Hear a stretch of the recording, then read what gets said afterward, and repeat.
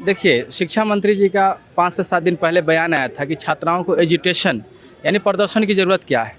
तो छात्राएँ आई थी और यही बताने के लिए आई थी कि आखिर वो एजिटेट क्यों कर रही हैं, उनकी क्या माँग है। अगर शिक्षा मंत्री पूरे बिहार में प्रचार-प्रसार कर सकते हैं चुनाव जीतने के लिए, तो क्या छात्राओं के लिए जो है पटना कॉलेज नहीं आ सकते थे?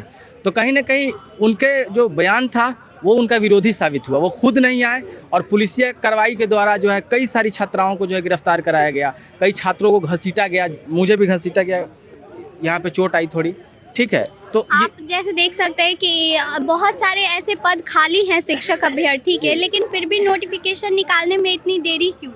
देखिए, जो सरकार का जो नीति चलता है, उनके जो मुद्दे होते हैं वो चुनाव केंद्रित होते हैं।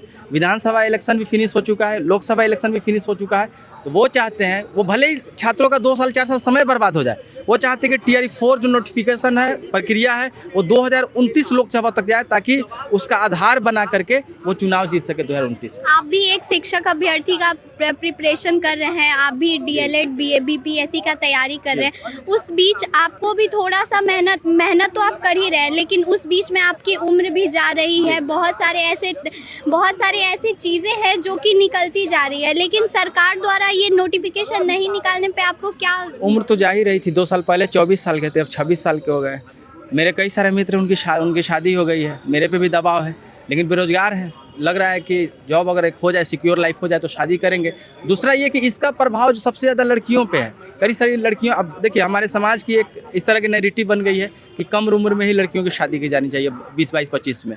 और जो है ग्रेजुएशन करने के बाद, पोस्ट ग्रेजुएशन करने के बाद ऑलरेडी 24-25 साल एज हो जाती है। फिर बीएड करो 2 साल, फिर 2 साल ही इंतजार करो।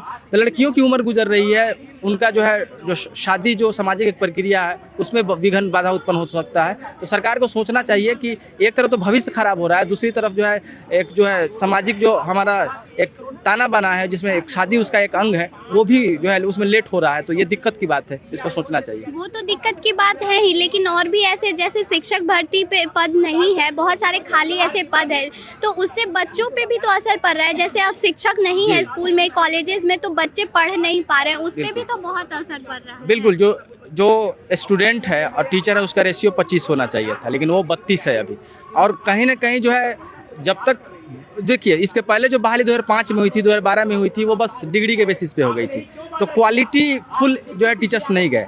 अब अच्छे टीचर्स जा रहे हैं तो बहाली ही नहीं आ रही है। तो ये सरकार को सोचना चाहिए कि उन्हें जो है एजुकेशन चाहिए, अच्छी एजुकेशन देना है बच्चों को, या फिर वोट का बस एक मुहरा बना करके छोड़। कल जो टीआरई 4 नोटिफिकेशन आंदोलन का जो अनसक्सेसफुल देखने को मिला, जिसमें हिरासत में ले लिया गया, उससे क्या पता चलता है? क्या सरकार डर रही है?